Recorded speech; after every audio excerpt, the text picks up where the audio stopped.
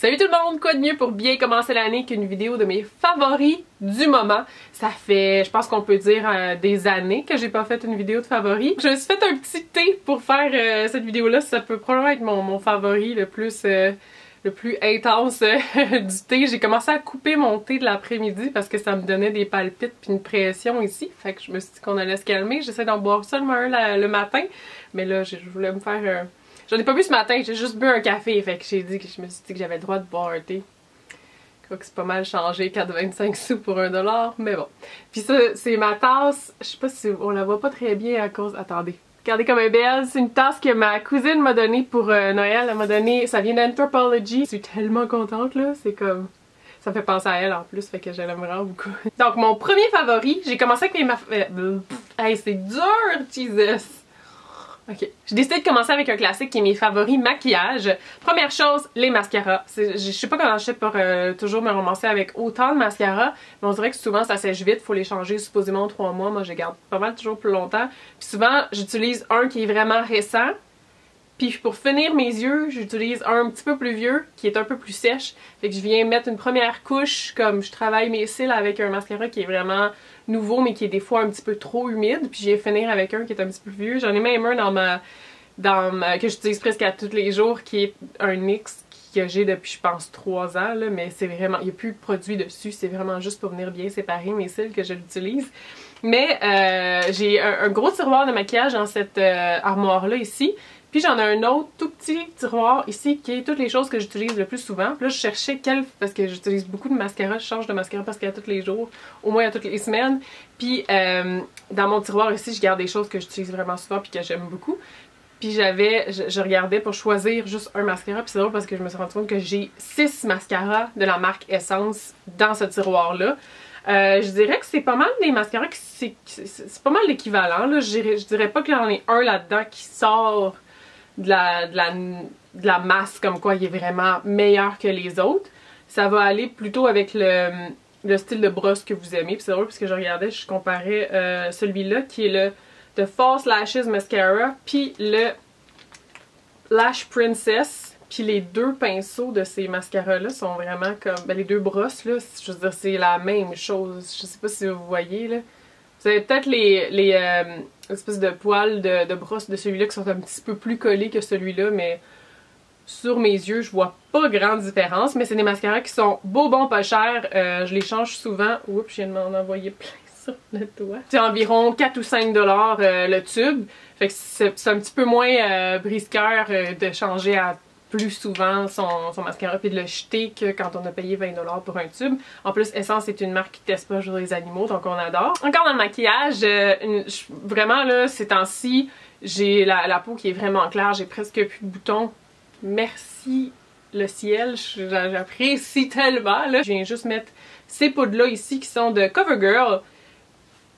J'ai essayé les 3, il y en a 3 dans cette gamme-là. Celle-là, c'est pour... poudre pressée pour peau normale, ça c'est pour peau sensible. J'ai décidé d'acheter la peau sensible parce que j'ai comme une espèce de plaque d'eczéma sur l'œil qui part pas. Depuis une couple de semaines, ça pique, fait que je me suis dit, bon, je vais essayer la peau sensible. J'avais aussi essayé celle pour peau grasse qui dans le fond, qui est pour matifier le teint. Puis je vous dirais que je les trouve pas mal équivalentes. J'ai pas vu d'énormes différences entre les 3. J'ai peut-être juste pas le radar pour voir la subtilité des différences, là. Mais celle-là, j'attends toujours qu'ils soient en spécial. J'achète au Pharmaprix aussi, puis ils tombent tout le temps en spécial. Puis je les achète pour 6 $. Fait que 6 $ pour 10 grammes, ça vaut vraiment la peine. Elle dure longtemps. Mon problème avec ça, c'est qu'à chaque fois, j'ai comme une malchance, puis je l'échappe, donc elle éclate. C'est ce qui est arrivé avec elle. J'ai brisé celle-là, j'ai échappé plus qu'une fois en plus. Celle-là, je l'ai pas échappé encore, on va essayer que ça n'arrive pas aujourd'hui. Puis une fois, j'essayais de la mettre sur le comptoir à mon travail. Il y avait une cliente qui me regardait en plus, c'était vraiment pas fort mon affaire. Je la mettais à rouler, je la rattrapais, je la remettais à rouler. Je pense que j'ai fait ça 3 fois, puis à un moment donné, elle est tombée par terre. J'ai comme... Ouais, championne! Les CoverGirl comme ça, tout ce qu'on a besoin. Couvre vraiment pas beaucoup. Si vous avez besoin d'une couvrance, allez-y pas avec ça. Ensuite, un classique, je pense que tout le monde connaît cet exfoliant-là, c'est de Saint-Yves peau fraîche aux abricots. À moins que je me trompe, corrigez-moi si jamais je me trompe justement, mais une chose qui est vraiment géniale de ce produit-là, c'est que l'exfoliant, c'est pas des petites billes de plastique, c'est du walnut, fait que c'est des écailles de walnut qui vient faire l'effet exfoliant. Ce qui est vraiment très bon parce qu'on n'a pas besoin de... Il y a des exfoliants qui sont faits avec des petites billes de plastique, là, puis c'est vraiment pas quelque chose qu'on a besoin de plus comme déchet sur la planète. Fait que je l'aime vraiment beaucoup. Puis, il est pas dispendieux. Fait le travail. Moi, je l'utilise à tous les jours. C'est peut-être un petit peu trop. On se sent tellement bien quand on s'exfolie la peau avec ça. Encore de Saint-Yves. C'est dommage parce que j'adore les produits Saint-Yves. C'est aussi la crème que je mets all over à tous les jours. Mais Saint-Yves, c'est pas des produits qui apparaissent sur la liste des marques qui testent pas sur les animaux. Un jour, on espère, parce que moi je devrais pas les acheter, je sais, mais j'ai craqué parce que c'est mon prochain produit dans le fond. C'est peau intemporelle faciale, moisturizer, hydratant facial, collagène, élasticine.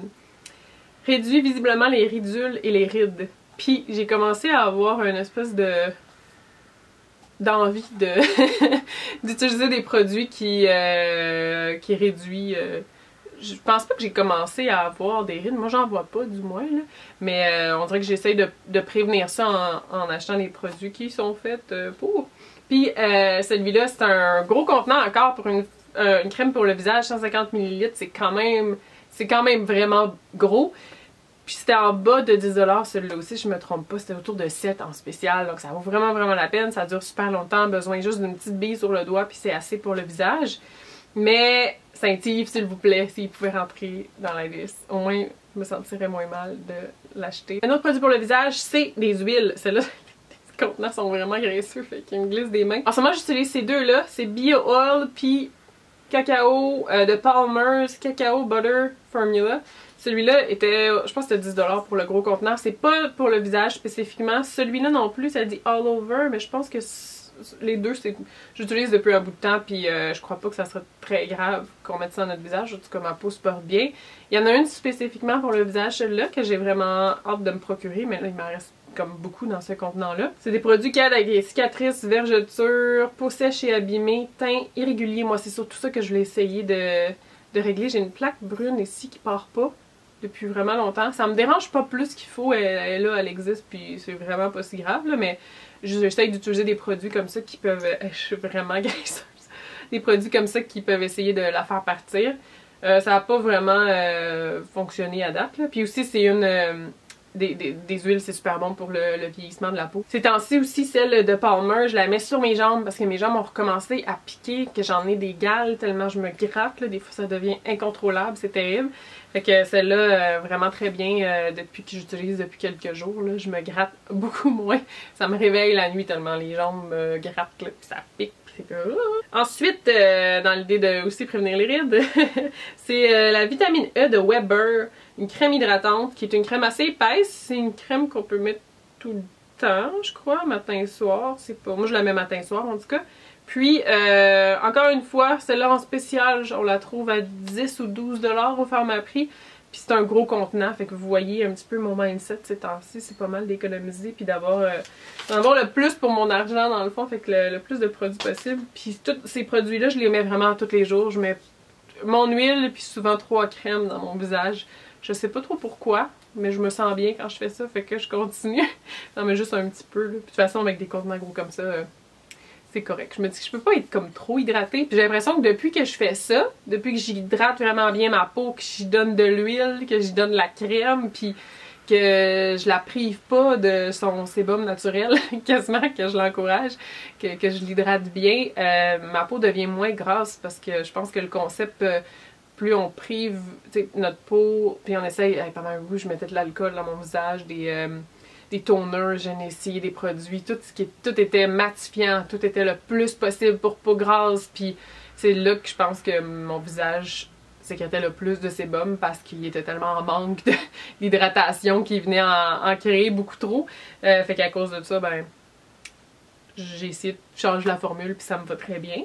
Puis il y a les produits aussi Caudalie, je me suis fait un contenant, j'en ai reçu pour Noël justement. Je pense que dans ma famille, tout le monde s'est passé le mot que j'aimais les produits Caudalie, ce qui fait très mon affaire parce que c'est des produits assez dispendieux que je me paye pas vraiment. Mais depuis que j'ai découvert cette crème-là, quand on est allé à un événement, c'était un événement Caudalie? Il me semble que oui. On est allé se faire des faciales, Julie, Madame Bonheur, puis moi, on est allé se faire des faciales. Oh, c'était magique. Puis cette fois-là, je suis sortie puis j'ai acheté la moitié de la boutique.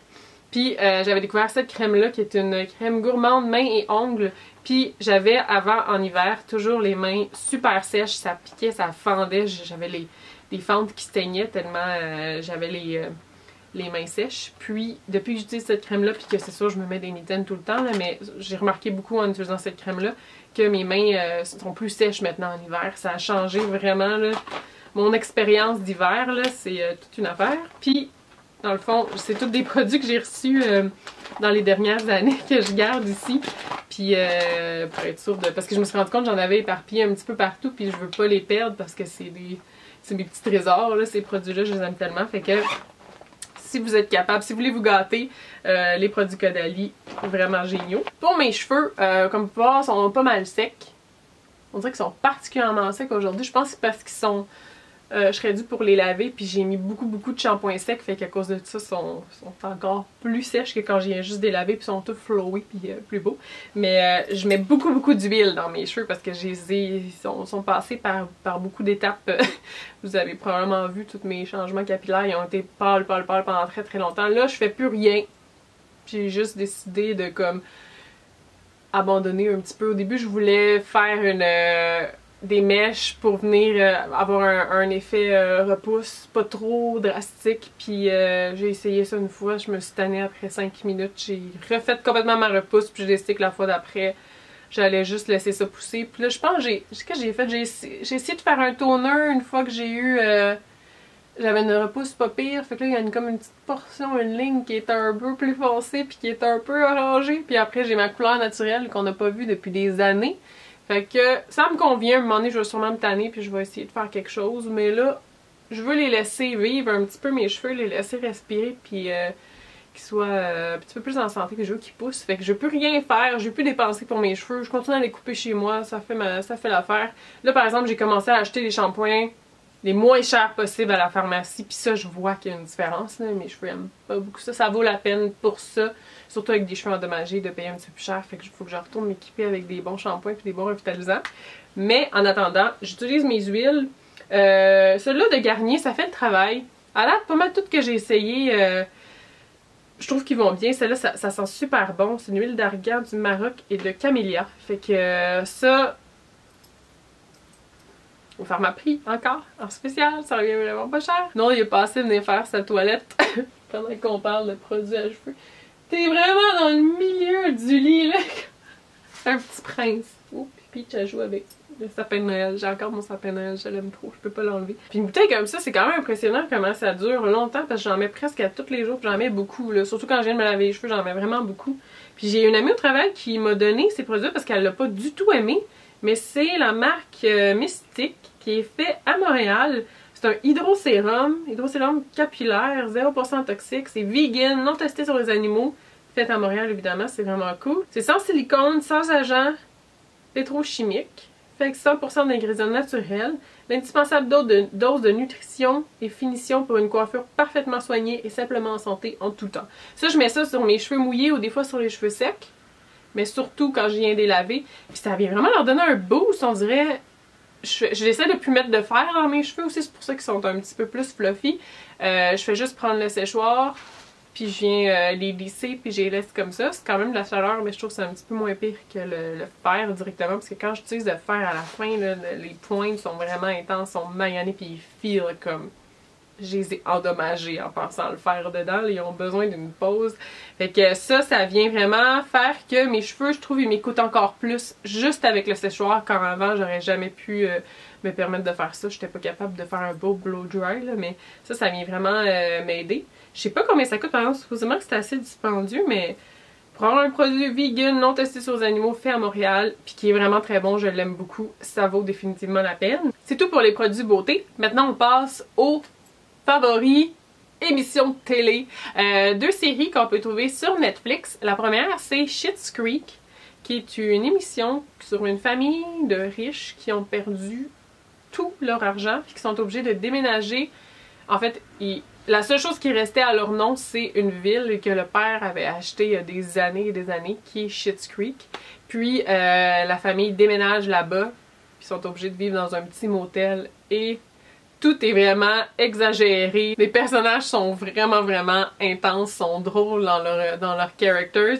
Puis c'est de voir, tu sais, c'est une famille qui s'était complètement perdue de vue dans un sens, même s'ils sont dans la même famille, ils étaient plus proches du tout. Puis là, ils sont pris pour vivre vraiment très collés. Puis c'est de voir toute ça, leur progression là-dedans. Puis comment ils redeviennent une famille qui sont un minimum soudés. Mais c'est vraiment drôle. Il y a 3 saisons de cette série-là sur Netflix, puis sont à la saison 4 qui joue présentement à la télé. Il y a juste 2 épisodes qui ont joué à date, mais moi je l'écoute cette série-là. Au début je m'endormais tout le temps, puis je repartais les épisodes où est-ce que j'étais rendue, puis là je me suis rendu compte, après l'avoir fini, les 3 saisons qui sont disponibles, j'étais vraiment triste, fait que j'ai retourné puis j'ai réécouté les épisodes pendant lesquels j'avais dormi. Une autre série qui est disponible aussi sur Netflix, mais il y a seulement une saison malheureusement, c'est la saison 11, je pense. Je me rappelle plus c'est quelle saison, mais c'est RuPaul Drag Race.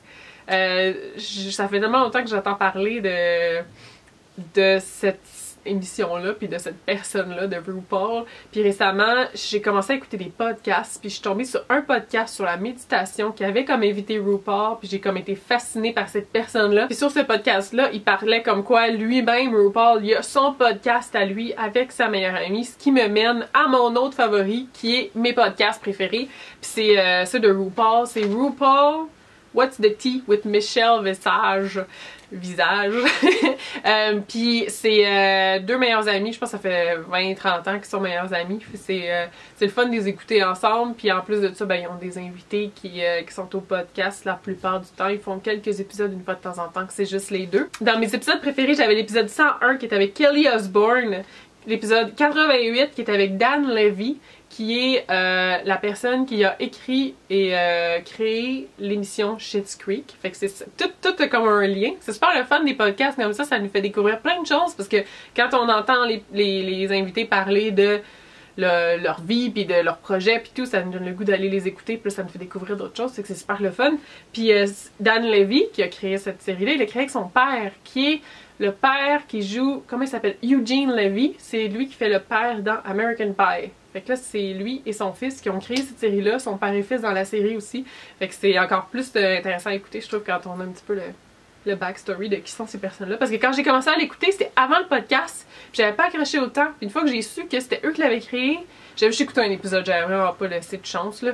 Puis une fois que j'ai su que c'était eux qui l'avaient créé ensemble, puis tout, puis qui jouaient un père puis un fils dans la série. Puis en plus, sa sœur, la fille à Eugene Levy, joue aussi dedans, mais elle fait un autre personnage qui est pas relié à eux, mais qui habite dans la ville. Fait que c'est super cool.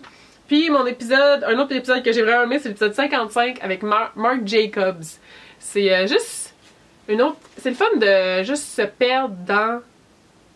On dirait que c'est la seule chose qui me fait sortir de ma tête pas mal, plus que n'importe quoi d'autre. Maintenant, j'écoute pratiquement plus de musique. Il y a juste des podcasts qui jouent tout le temps sur mon téléphone, sur mon ordi, à la job, dans mes écouteurs quand je marche. Puis des fois, je ris tout seul dans la rue parce que ce que le monde raconte, des fois, c'est drôle. Puis c'est juste d'entendre... C'est d'apprendre à connaître les gens qu'on connaît dans un sens, ben, qu'on connaît pas, mais qu'on connaît l'existence parce qu'ils sont famous, parce qu'ils sont connus, parce que c'est des acteurs, des chanteurs qui sont dans des groupes. On les connaît à cause de ça, mais on les connaît juste tellement à un niveau superficiel, on connaît pas grand chose d'eux autres. Puis dans des podcasts comme ça, il y en a souvent qui commencent à s'ouvrir, puis ils parlent de leur vie, puis ils parlent de leur backstory, puis leur background, puis c'est le fun d'apprendre à connaître des gens comme ça qui sont prêts à s'ouvrir puis monter plusieurs facettes de leur personnalité. Fait que ça me fascine vraiment d'entendre l'histoire parce que je considère vraiment que chaque personne dans l'univers a une histoire qui vaut la peine d'être racontée. Comme même si la personne, c'est une horrible personne, c'est la meilleure personne du monde, si sa vie a été très tranquille puis vraiment uneventful, ou complètement le contraire, de voir pourquoi ils sont rendus où ils sont, qu'est-ce qui est arrivé dans leur jeunesse, qu'est-ce que c'est, puis ça, puis RuPaul, puis un autre podcast que je vais vous parler dans 2 secondes aussi, ils font beaucoup ça, ils vont chercher, puis ils posent des questions, mais sans être invasifs ou rien du genre, mais ils sont comme on dirait que les gens sont là pour s'ouvrir aussi dans un podcast comme ça, fait que ils savent un petit peu à quoi s'attendre, puis il y en a qui le font, il y en a qui le font moins, mais c'est super le fun. Juste d'entendre parler de leur vie, d'entendre parler de la vie des autres. Je sais pas, ça me fascine vraiment, vraiment. Puis il y a un autre qui le fait très bien, c'est WTF with Marc Maron. Puis lui, il a une quantité industrielle d'épisodes, là. Je pense qu'il y en a... Là, j'ai noté 2 de mes épisodes préférés, mais je pense qu'il est rendu à comme 860 épisodes, là. C'est vraiment beaucoup. Puis mes épisodes préférés, c'est le 841 avec Jay Baruchel. L'intro de ce podcast-là, parce que souvent, il va faire un monologue, ben souvent, pas mal tout le temps. Au début du podcast, il fait un monologue. Lui, dans le fond, c'est un humoriste. Puis il joue dans Glow, qui est une émission sur Netflix. Puis il fait l'entraîneur des filles. C'est l'entraîneur? Oui, c'est l'entraîneur. C'est un petit peu que j'ai écouté ça. C'est un humoriste qui fait du stand-up, puis là maintenant un acteur. Il fait du stand-up depuis des années et des années, puis il y a ce podcast-là depuis vraiment longtemps. Ça fait plusieurs années que ça. Fait que c'est 2 séries qu'on peut écouter sur Spotify. Puis aussi, ils sont disponibles les épisodes pour Marc Maron parce qu'il n'y en a pas tant que ça sur Spotify. Pour tous les anciens épisodes, on peut les écouter sur YouTube. Puis mon deuxième épisode préféré pour ça, c'est le 840, qui est Alice Cooper. Qui est justement, je pense que c'est sûr, les personnes que j'aime le plus écouter, c'est les gens qui sont complètement à l'opposé de moi dans leur style de vie, puis dans tout ce qu'ils font. Ben, à l'opposé, c'est sûr. Je pense que quand je m'attache aux gens, c'est parce qu'on a quand même une base des mêmes valeurs. Puis après ça, c'est d'écouter juste... C'est la vie d'une rockstar, là. C'est d'une rockstar vraiment intelligente, intéressante, puis il a vraiment l'air d'un sweetheart, là. J'ai vraiment adoré l'écouter, là. Ensuite, j'ai reçu pour Noël des nouvelles mitaines en laine d'alpaga. Parce que mes anciennes, que je pense que j'ai l'impression que je les avais déjà présentées dans une vidéo de favoris, étaient vraiment finies. Je les ai oubliées dans la sécheuse une fois que je les ai lavées, fait qu'ils ont comme vraiment rapetissé, ça a comme pas d'allure, ils fermaient plus complètement. Puis là, j'ai les pouces qui ont décousu. Je les ai usées à la corde, c'est mon père qui me les avait données. Puis la laine d'alpaga, c'est vraiment la seule laine qui garde mes mains au chaud puis pas humide, parce que j'ai tendance à avoir les mains humides, puis quand on arrive dehors avec des petits mitaines ou des petits gants de coton, là, on s'est mouillé puis ça devient encore plus froid. Fait que je sais pas pourquoi, mais les mitaines d'alpaga avec la laine d'alpaga, ça a comme changé ma vie là, depuis que je connais cette laine-là. Parce que j'ai plus froid l'hiver aux mains, c'est assez le fun. Sauf quand il fait un extrême froid, comme au chalet, quand on est allé au chalet pendant une semaine, puis il faisait comme moins 27, moins 28, puis on allait jouer dehors, on allait faire du ski de fond, on allait faire du skidoo puis tout. C'est pas tout à fait suffisant pour ça, mais pour des gants de ville, là, c'est parfait. En plus, avec les mains old school qui se lèvent, pas besoin de les enlever pour aller sur le téléphone ou prendre son porte-monnaie ou des trucs comme ça, fait que c'est super bien. Et mes bottes d'hiver. J'ai 2 nouvelles bottes d'hiver cette année. Une que je vous ai parlé dans la dernière vidéo que je vous ai présentée, qui sont celles-là ici, qui ont vraiment changé ma vie. Je peux juste... Oh mon dieu, il y avait du sable en dessous de ça. Je peux juste je veux vous les représenter juste parce qu'ils sont encore disponibles sur Empire, mais en plus sont à 30% si je me trompe pas de rabais. Ça paraît vraiment. J'ai le goût de m'en acheter une deuxième paire tellement je les aime parce que sont juste assez doublés pour être assez chaudes puis isolées pour dehors.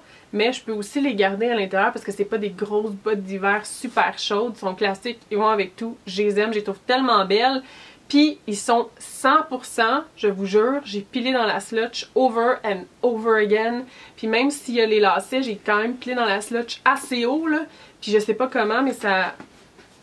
Ah, c'est parce qu'il y a vraiment un guard ici. C'est dans le fond le lacet jusqu'ici. On peut piler dans l'eau jusqu'à en haut parce que... Ben jusqu'à ici environ. Parce qu'il y a comme un guard ici qui vient comme tenir la languette là. C'est vraiment, j'ai eu les pieds mouillés toute ma vie en hiver en ville, puis depuis que là j'ai découvert cette année, je me suis dit ça me tente vraiment pas de vivre ça encore, d'avoir les pieds tout mouillés, puis c'est tellement dégueu le feeling de plier dans une flaque d'eau, puis de sentir l'eau qui rentre, puis après ça tout le chemin qu'on a marché, puis moi je marche partout, je prends pratiquement jamais le métro, puis jamais l'autobus parce que j'ai trop peur. Fait que j'ai besoin des bottes qui vont être waterproof puis résistantes à l'eau pour de vrai, puis le nombre de bottes qu'on achète qui sont supposément résistantes à l'eau puis qui ne sont pas du tout là. Celle-là, la marque c'est Native, elles le sont, je les aime, je les adore, elles ont fait leur preuve parce qu'on est quand même assez bien avancé dans l'hiver, je les ai beaucoup portées, je les porte à tous les jours, je vais nulle part sans, puis pour vrai, plus j'y pense, plus j'ai goût de m'acheter une autre paire parce que ben, quand celles-là vont être finies, je vais en acheter une autre de cette marque-là, c'est sûr et certain. Là, mais bon, on va pas exagérer, on va attendre peut-être qu'il y a d'autres nouvelles qui sortent, modèles qui sortent. Puis tu sais, ils sont vraiment, ils sont quand même pas vieilles, là, mais ils sont pas maganés du tout. Là, je pense qu'ils vont résister assez longtemps. J'ai hâte de voir. J'ai une deuxième paire de bottes que j'ai eue cette année, qui est une botte qui est supposée aller... Je sais pas comment ils ont prouvé ça, parce que supposément que le froid le plus froid qui a été enregistré dans l'histoire, c'est autour de moins 60, quelque chose comme ça. Fait que je sais pas comment ils ont pu prouver, comme tester que ces bottes-là supposément allaient à moins 100 degrés, mais supposément qu'elles vont à moins 100 degrés Celsius. Puis ça, c'est un problème que j'avais, autant les mains gelées, tu sais, je pouvais être correcte tout le reste du corps, mais les mains gelées puis les pieds gelés. Je sais pas si vous vous rappelez, l'année passée, on est allé au chalet, j'ai fait des activités de la luge avec ma mère, puis mon frère, on est allé en raquette. Toutes les activités que j'ai faites, tout l'hiver, quand je suis dehors, plus que comme, tu sais, en ville, ça va bien, je gèle pas des pieds quand je vais du point A à Z, puis c'est tout. Mais quand je fais des activités, je reste dehors pendant longtemps, ou même des fois, ça prend pas de temps, ça prend 15 minutes, puis j'ai les pieds gelés, puis ça fait tellement mal, les orteils gelés, puis quand ça dégèle, puis c'est comme impossible d'apprécier d'être dehors, puis j'ai toujours été très douillette. Moi, j'évitais le froid le plus possible, mais autant mon frère, ma mère sont mordus d'activité, mordus d'aller dehors, que mon amoureux maintenant, qui est aussi mordu de l'hiver, du ski de fond, du ski doux, de la raquette. Il laisse, comme quand il voit la neige, il est super énervé puis hâte, puis il est vraiment content. Fait que je veux vivre ça avec lui. Fait que j'avais décidé d'arrêter d'être autant douillette, puis aussi de profiter de l'hiver. Fait que l'année passée, j'ai essayé, mais j'ai gelé des pieds tout l'hiver. Fait que cette année, mon frère a trouvé à son travail des bottes qui allaient à moins 100 degrés. Donc c'est celles-là ici, j'avais très hâte de les tester. C'est des vraies grosses bottes, là. C'est des bottes d'hiver. Elles sont, je les trouve super belles, sont vraiment grosses. J'ai pris des 10 parce que quand on a, pour éviter d'avoir froid aux pieds, il faut pas avoir les pieds trop coincés, il faut que nos pieds puissent bouger, d'avoir de la place. Fait que vu que c'était comme un gros achat, je voulais absolument pas niaiser avec ça. Puis normalement je porte du 8,5. Puis j'ai pris des 10 pour ces bottes là parce que je voulais m'assurer d'être capable de mettre mes bas de laine dedans. Puis c'est un cadeau de mon petit frère. Mon petit frère il me les a achetés. J'ai le meilleur petit frère de la vie. Sérieux là, j'avais vraiment hâte de les tester. Au chalet, j'ai pu le faire parce que pour se rendre au chalet, je sais pas si vous avez vu les photos sur Instagram, j'ai posté plein de photos de toutes les activités qu'on a faites, puis du chalet, puis tout. Puis pour se rendre au chalet, c'est 1 heure de skidoo. En 1 heure de skidoo à moins 25, moins 28, c'est vraiment froid parce qu'il y a du vent, on va vite. Puis on dirait que ça doit tomber moins 40 là. Tu sais, c'est vraiment très froid en skidoo. Quand c'est froid de juste marcher, imaginez avec le vent, ça allait être comme mon test ultime, de voir si ces bottes-là gardaient vraiment mes pieds au chaud. Puis je vous jure, les 2 chemins qu'on a fait, avec le nombre d'activités aussi qu'on a fait dehors, mais on a fait le chemin aller-retour qui est 1 heure pour se rendre au chalet en skidoo. Puis j'ai eu j'étais pas juste confortable, j'étais pas juste correct. J'avais les pieds au chaud. Quand je sortais mes pieds de ma botte, ils étaient chauds. Puis comme, ça change ma vie, là. Ça, je peux finalement comme profiter des activités, aller dehors, puis pas geler des pieds. Fait que vraiment, là, je sais pas si ça irait jusqu'à moins 100, mais je peux vous dire qu'à moins 30, ces bottes-là gardent, les pieds sont encore chauds. C'est des baffins. Ils viennent du sel. Fait que si jamais vous avez la chance, si vous êtes comme moi puis que c'est le problème de votre vie de toujours avoir les pieds gelés, honnêtement, ça vaut la peine. Favori, jeu de société. C'est un cadeau de Noël que j'ai eu de mon ami Anthony. Puis ça s'appelle Codenames. Je pense que c'est le premier jeu de société que j'ai chez moi. Puis j'aime vraiment beaucoup ça, jouer aux jeux de société, ou jouer aux jeux, faire des game night et tout ça. Puis j'avais pas de jeu pour moi. Fait que là, je suis tellement contente. On a joué au chalet. C'est un jeu qui joue très bien. Ça dit qu'on peut jouer de 2 à 8. Mais il faut faire des équipes. Fait que normalement c'est une équipe qui joue contre l'autre équipe. Fait que il y a une manière, ça explique dans les ingrédients, non, dans les, comment, voyons, dans les, comment ça s'appelle? Dans les instructions. Ça explique comment on peut jouer seulement à 2 personnes. Nous, on disait qu'on jouait ensemble, dans le fond, mon amoureux puis moi au chalet. On jouait dans la même équipe, mais on jouait contre la chaise parce qu'on se trouvait bien drôle, puis on disait qu'on se jouer contre la chaise, puis on a trouvé le moyen de gagner contre la chaise pas mal de fois, mais une fois ou deux, la chaise a gagné contre nous autres. Mais bon, c'est un jeu qui se trouve à être, dans le fond, quand vous êtes deux équipes. Je vais essayer de vous faire un résumé facile, je suis pas très bonne pour expliquer, ça me prend toujours trop de temps. C'est un jeu, on peut faire deux équipes. Fait qu'il y a une personne qui fait deviner, une personne qui devine. Fait que dans les deux équipes, évidemment, mettons qu'on joue à 4, il y a 2-2.